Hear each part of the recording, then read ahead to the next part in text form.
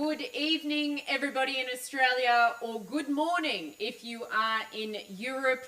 We are here to recap day one of the SailGP at Saint-Tropez and also preview day two. Our adventurer, Brandon Rossini, is on the ground once again for us. He was in Toronto. He's just wrapped up at the Moth Worlds, and now he's here for us in Saint-Tropez. You lucky duck! How are you going? Hi, how's it going? Yeah, it's beautiful here. Such a beautiful little town. We had sun, we had drinks, we have everything here.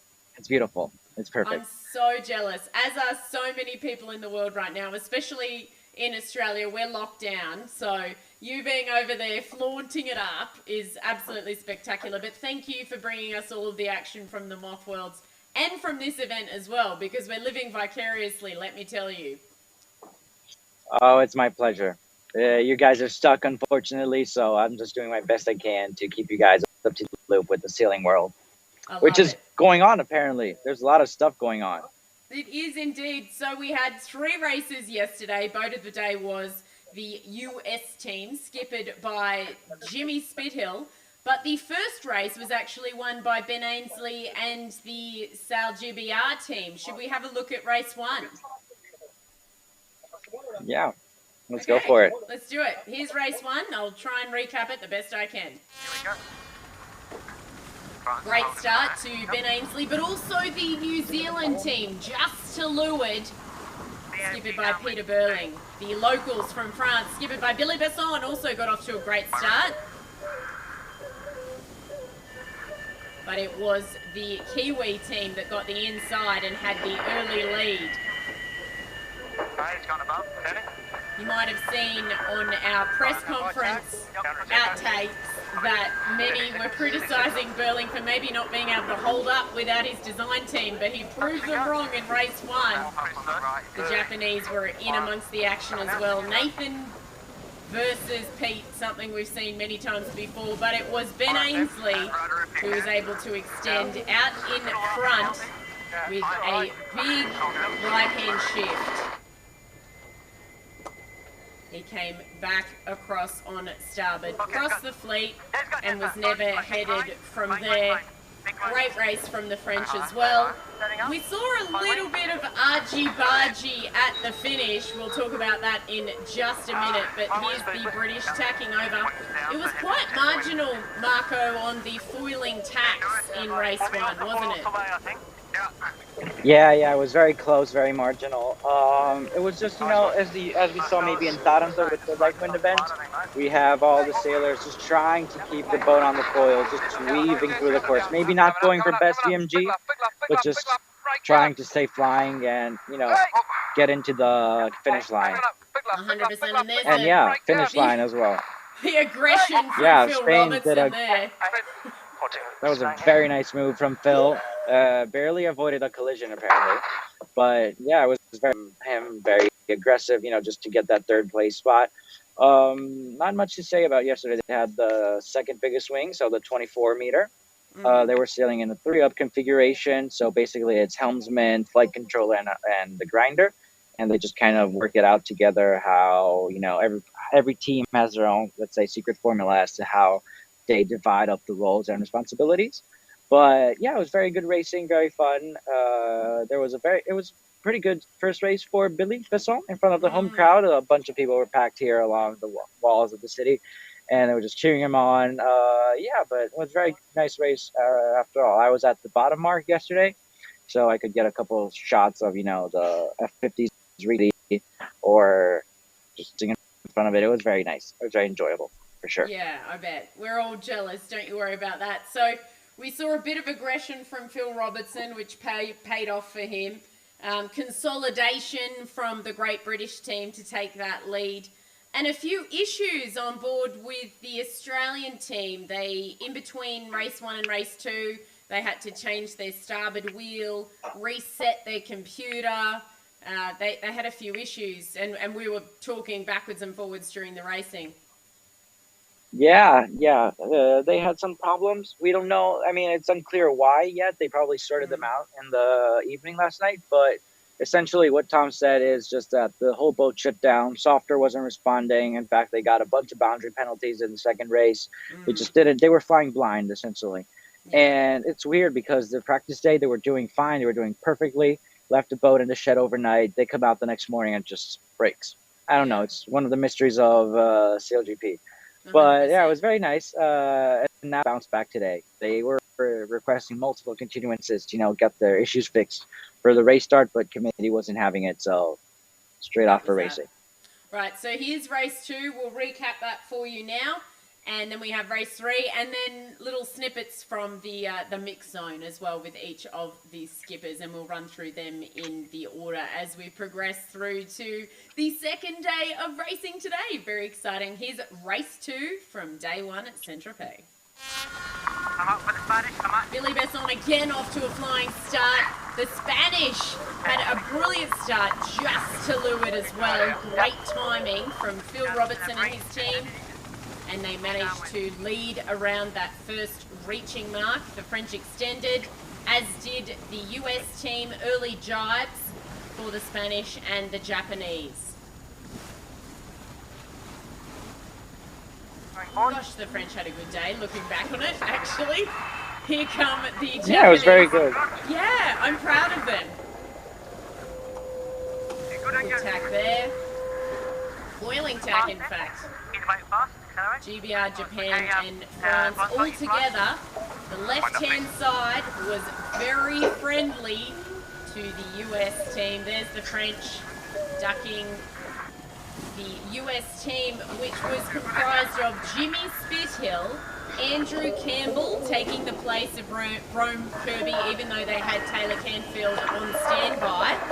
And amazingly, Paul Campbell-James coming back from his fracture in his fibula. Insane. Yeah, I got to speak with him last night, and he was excited to. He had a big Band-Aid over his scar, but he was doing fine, and to be out there racing. Unbelievable. And yeah, so it was a very good race. Also, second race, very close. Good start. Yeah, good Yeah, start. Japan keeping it consistent. Yeah, keeping it consistent place on the second race of the day. For both these first races, actually, the right side of the course was favored. So basically, everyone bottom mark and head towards the city, then head back out. And that was pretty. It was the same. Not much change during the first two races. Yep. But then for the third and final race of the day, actually, there was a big lift and much more pressure on the left side. So that's why we saw, for example, Japan finish with a 7th, I believe, for the last race of the day, because they went to the right, stuck with the plan, and just didn't work out for them. And also the Danish team, I think, they come out at the bottom, head to the left, have a great gain. They keep crossing at the top, going upwind with the U.S. team. But then they close out second, which was a very good call by Nikolai Seisted, because he really got that one right. We were there and we could essentially see it was at least a 20-degree direction difference. So it was very nice call by the Danish team. On the ground. You're telling us all about the things that are outside of the television broadcast. Thank you for that, Mark. Yeah, I enjoy it. I'm a sailing geek, so I'm here for all of that technical stuff. That's why we're friends. 2 sailing geeks just loving the sailing. So here's race 3, as you just mentioned. A win to Great Britain, a win to the US, and then into race number 3. The Australians, even though they were flying blind, had a cracker of a start. Let's watch. Yeah. Nice. Run us off, please. Run us off. Yep. And hopping. Yeah, try again. Hook up again. So I need to come down for it.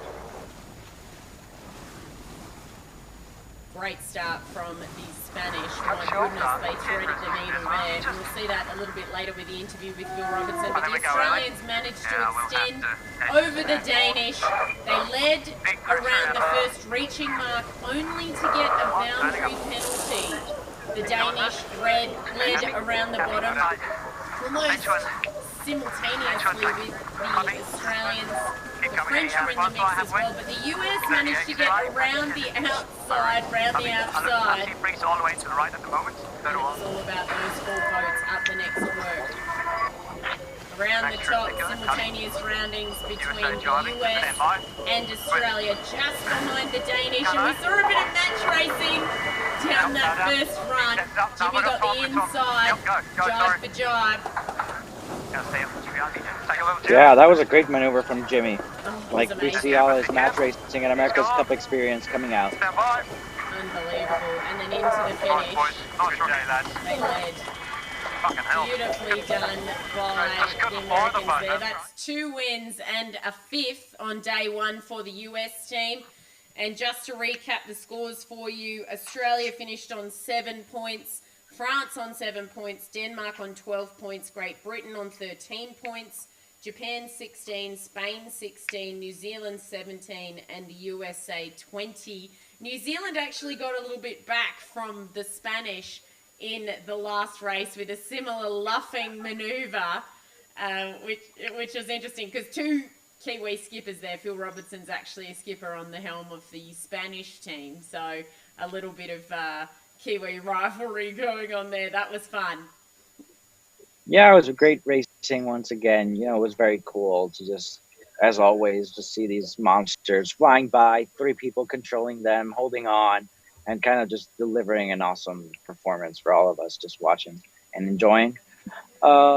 Yeah, not much to say about the third race, actually. It was just a very good match race in the front with Jimmy and the Danish. They nailed the jibe, like perfect jibe, nailed it. He was actually a little bit behind, but he managed to get the inside coming into the mark. Perfect maneuver by Jimmy. You know, he has a bunch of experience flying stuff, so it's very nice to see.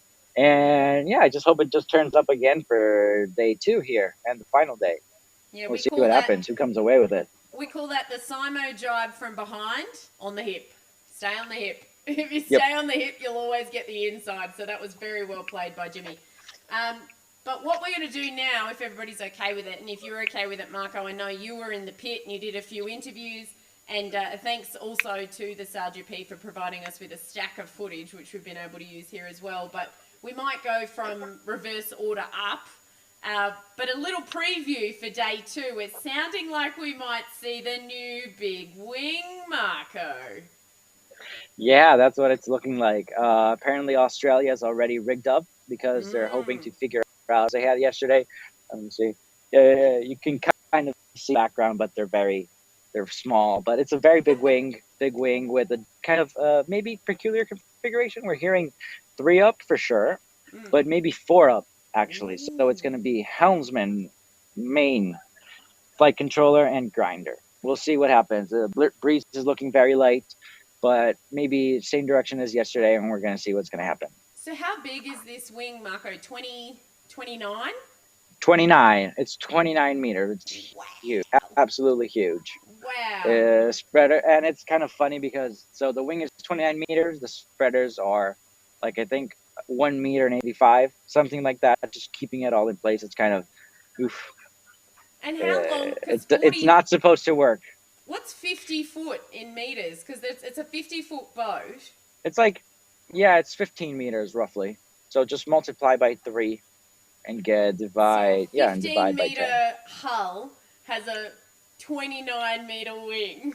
29. It's going to be quite impressive. And so That's actually, nuts. it's not exactly how the control is going to work, but you have to be careful essentially to not twist it too much, because as we saw, I think where Campbell James broke his tibia, essentially what the problem was, they had it all they had it very closed in the bottom, their main the wing closed, but very twisted at the top. And since it was so twisted, when the puff came and they were easing, nothing was happening because the top was actually providing negative pressure. So that's why they eased and it just went over, because pulling them in essentially. It's going to be interesting to see how they negotiate with the light breeze, hopefully, or maybe not, the 29-meter wing. Hopefully they get that 4th man, because I think you might need a wing trimmer with a bigger wing. So we'll see how they go. But here's an interview with Tom Slingsby. The first section, thanks to SailGP. The second, thanks to you, because we like a bit of fun, Marco. This is with Australia and Tom Slingsby, who are currently in 8th position. They were the series leader before day 1. We'll see if they can get back into their groove today. Here's Tom Slingsby. It's tough. We had mechanical issues, technical issues the entire day, all 3 races. Whether it was no software, whether a board's not going up and down. Yeah, there's a lot of issues, rake issues. We had to replace wheels. The system completely shut down at one point. We were able to race every race, but we were severely handicapped, unfortunately. With all the issues we had to actually beat a boat or 2 boats in a couple of races, it wasn't actually too bad. We actually said we sailed pretty well when we don't know what position the dagger boards are in, we don't know our boat speeds, we don't know, had 0 software on the boat. We had no start times. We're just freestyling and guessing and no boundaries. So we're getting boundary penalties all the time, but we're saying, look, we don't know where the boundaries are. But yeah, look, it's really frustrating, but there's not much you can do. You just got to hope that we get the boat fixed tomorrow and we can be competitive.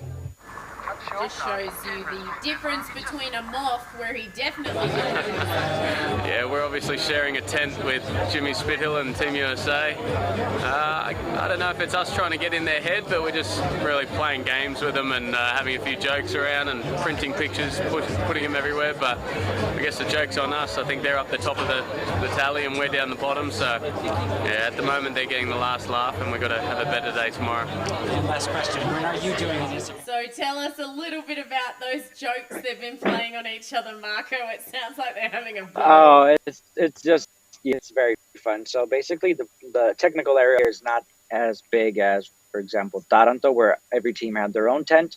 Here they're kind of bunking together. So we have Australia, obviously, with the US, obviously Jimmy Spithill. We all know him as the Australian, and he's kind of a friend. They're all friends inside there, but there's friendly banter going on between them with basically a bunch of shoot pass from either on a moth or in front of the old Luna Rossa AC 70. No, the AC, old Luna Rossa AC essentially on the main. They're just putting them up everywhere to kind of psych the competition out, to maybe psych out. But as Tom said, yeah, USA is at the top for the moment. So we'll see what happens coming in today. We will see what happens, and I'm also looking forward to seeing what Billy Besson can bring today. The local to the area, the Prince of Monaco went sailing with him, I saw, in their training schedule as well. So great to see him out and about. But I'm really impressed with what they were able to do on day 1 with the pressure that they had as well. So here's Billy Besson recapping his day 1. We are very happy to be here, in Saint-Tropez, because it's a French town, and SailGP is really close to the shore, and we heard all the publics, and it's really nice for us, and so I'm very happy and very proud to be here for the French. Beautiful sailing from the French, also on 7 points, equal with who were the Regatta Series leaders, because I'm guessing we might see a change unless something happens today to throw everything out of whack. Who knows? It's going to be Banana Gate is still ongoing, so we'll just have to wait and see. Exactly, with the 29-meter wing and potentially a 4-up crew, which we've never seen before. It could all be different. But in 6th place is Sehested. He also had a great day with a 2nd in race number 3. That's the best they've had, bar the win at their hometown. Yeah, he's impressing also in front of his sponsors. So the whole Rockwell, let's say, group is here, just checking the SailGP out. They're having fun, and yeah, it was good. At least, I don't know, maybe he felt the pressure, maybe not, but 2nd place is a good result in front of his sponsor. I mean, Sehested is a match racing champion. He's also done the Volvo Ocean Race with Escanabel. He's a great sailor, but to come up against Jimmy Spithill in a situation like that when he's coming from behind, you have the power. I mean, many people don't understand you have the power from behind when you're going downwind, and Jimmy definitely had that yesterday. Yeah, absolutely, 100%. And also just shows that Nikolai's a young guy.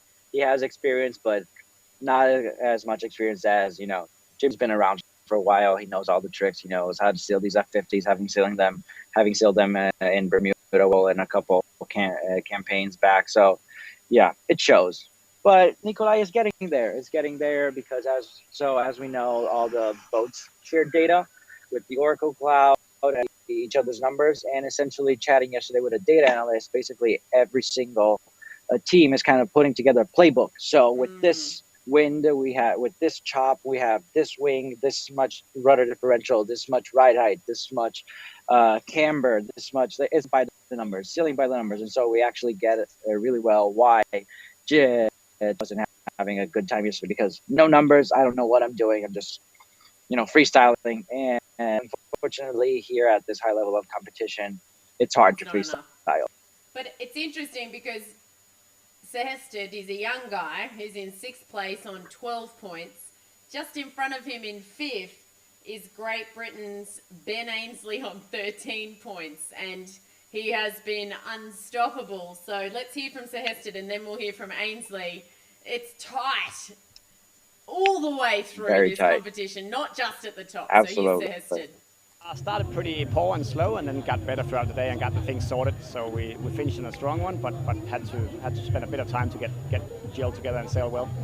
It's very close on points. I think on the top 6, maybe also top 7. I haven't looked at it yet, but it should be close with points. So I think go out and make 2 good races tomorrow, and then everything is still to play for.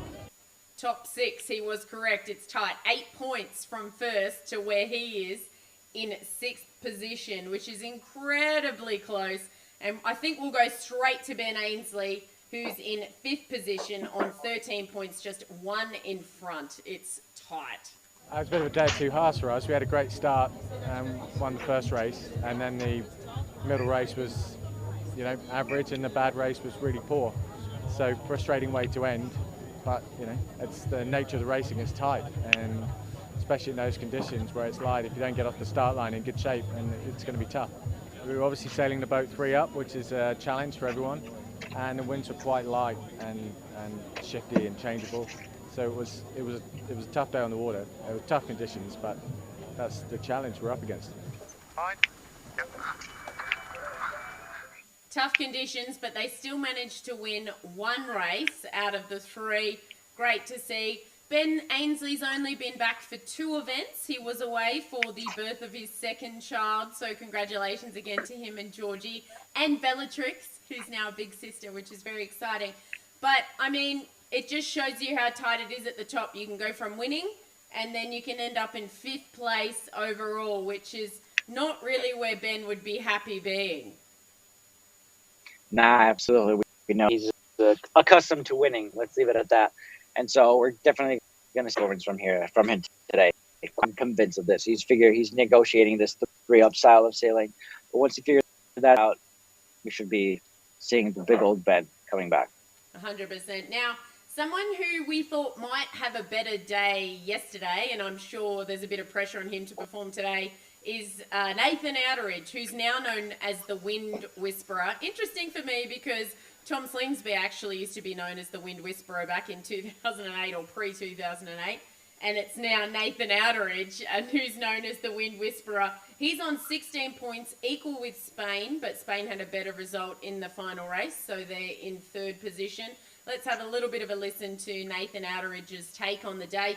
He's not far off the top 3, equal points in fact, and it's all about these top 3 going into the 6th race of the series. As we know, the first 2 for today will be fleet racing, then it's the 3-way race for the regatta winner. I think that we are happy when the wind is light, for sure. I wouldn't say there's a huge advantage, but when it gets light and when it gets tricky, as I said at the press conference, you've got to be quite creative with how you get around the course, and we were pretty creative in the first 2 races, and then the second one we just sort of missed a couple of shifts, and you find yourself at the back quickly. It's a really good fleet. Everyone here is really good, and if you want to be in the top 3 in every race, you've got to start really well. Yep, you've got to sail really well. He also started really well. I think Nathan actually got some really consistent starts without risk yesterday. What are your thoughts, Marco? He was doing very well, actually. He's a Wind Whisperer. He did very well at Mock Worlds, even though he has the older boat. Let's say he didn't have a beaker, but he's, I think, 6, I believe, if I remember correctly, yep, with his Mach 2 fully, custom kitted out, and so that's fun. But yeah, we're going to see a better performance from him today. So unfortunately, last race, as I don't remember if I mentioned this, we had a big left shift. The Japanese are stuck with the plan, so they just went. They to the right. came, and yeah, exactly, to the right, and they heading upwind towards the city. But the Danish, as we saw, went to the left, and it worked out perfectly for them. So just a bad call on his. Yeah, but yeah, I'm sure they're gonna be mindful of that today, especially with even lighter breeze forecasted. 100%. But just ahead, equal points, but just ahead is the Spanish team, skippered by Phil Robertson, who was nothing short of aggressive yesterday, as we've come to expect from him.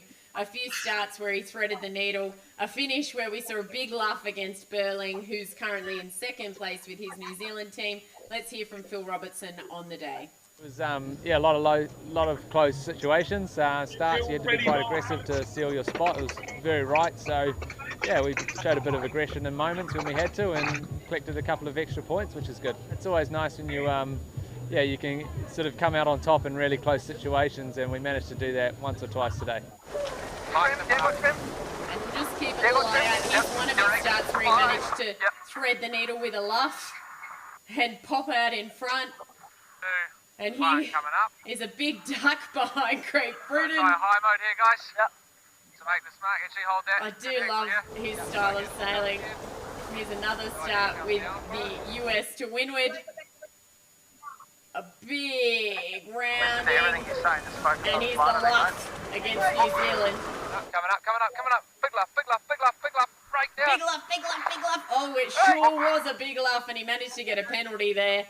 But we saw Burling get one back on him in race number 3 as well. And Burling leads over Spain, the New Zealand team, by 1 point. They had a big high five on the finish line in the last race when they got one up. So we don't actually have an interview with Burling, Marco, because he kind of escaped the mix zone, didn't he?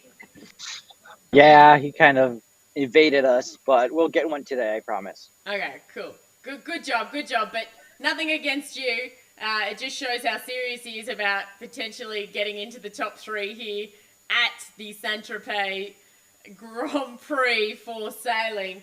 He just didn't want to get involved with the pressure. Even with we don't even have an interview, guys, from the SailGP feed. That's how much he skipped out on the mix zone. It wasn't Marco's fault at all. There's no interview on record. But Jimmy did stop by. Yeah, no comment. No comment, says Burling. But Jimmy did stop by, and this is what he had to say on the day. He had a 5th and 2 wins. He leads. He's on 20 points, and the next boat is on 17. But as we know, you can lead by as much as you like at the end of race 5. When you get into race 6, it's 3 people. Winner takes all, isn't it, Marco? Yeah, that's how it's always been. It makes no difference. Like, he might have secured his spot in the final. We don't know. Maybe technical issues for him today. Maybe Russell pushes his red button on him today, and who knows what happens. Yeah, it's going to be interesting. Everybody negotiating this 29, the 3-up, 4-up configuration with so much power. It's going to be interesting. Definitely interesting racing today. It will be. So let's hear from Jimmy. He will be leading in today, and then we'll leave you to watch on with the racing. If you want to know how to race, No. I wish I knew how to race. If you want to know how to watch, head to inphasehq.com, and there's plenty of information there, and a live blog as well during the racing. I've had some changes. Rome Kirby was out for this event with a personal issue, so Taylor Canfield came as our flight controller. But for the 3-man, we put Andrew Campbell in to be sort of tactician, doing a multiple roles as that you do in the 3-man position. And he did a great job today. For his first time, really picked it nicely. Yeah, it's just one at a time. If we can get through this event without hitting something, sinking or breaking another bone, it'll be fantastic. They have had a lot of bad luck, the poor guys on board the US SailGP team. They hit something in Toronto when they were leading in the last race. They had an issue with the same foil, I believe, in Aarhus. Is that correct? No, in Plymouth. That was Plymouth. Plymouth. In Aarhus, Yeah. Andrew Campbell broke his leg. leg. Yeah. So they've had an issue at the last 3. I'm really hoping they have a little bit of good luck, but I'm also hoping the Australians have a better day today, just because no one likes to see someone failing because of gear that's out of your control. But my goodness, it could be anybody's race. The Japanese are within striking distance with Nathan Outteridge on the helm. I'm sure Ben Ainsley will be out to make good on yesterday. The Spanish are up there. It's all on today, isn't it, Marco? And we basically start again because nobody's used this 29-meter wing before. Yeah, exactly. As we said before, they have the playbook for the 24 and the smaller wing. Nothing on this bigger wing. So it's going to be very, very interesting to see how each team, just negotiates this big wing and what choices they decide to make crew-wise, setting-wise. We'll definitely know a lot more by the end of today. And what's the word on the street? If they do pick up a 4th member, they're going to take a wing trimmer. Yes, exactly. It's going to be helmsman, and 1 grinder. So they're losing a grinder from the usual 5 people configuration. Yeah, fantastic. Oh, well, Marco, may I say again, thank you, number 1. We're all jealous, number 2. But mostly thank you for bringing us all of the action from live out there on the beautiful waters at Saint-Tropez. Of course, my pleasure. We look forward for... Oh, it's a hard life, but somebody has to do it. No, it's fantastic. As I said off air before this broadcast, very much looking forward to when Marco and I actually get to go to events together. Once again, that will be fantastic. Looking forward to watching the racing tonight. If you want to know how to watch, not how to sail, head to InPhase or to Sailor Girl HQ and you can find out there. InPhase is our new brand, which is giving you straight to the point, down the line, non-opinion news where you can stay up to date and in phase fast. That's what we're talking about right now. But we will have our live show again at this same time tomorrow, won't we, Marco, to recap the final day at Saint-Tropez. Yes, 100%. So I'll see you all guys tomorrow.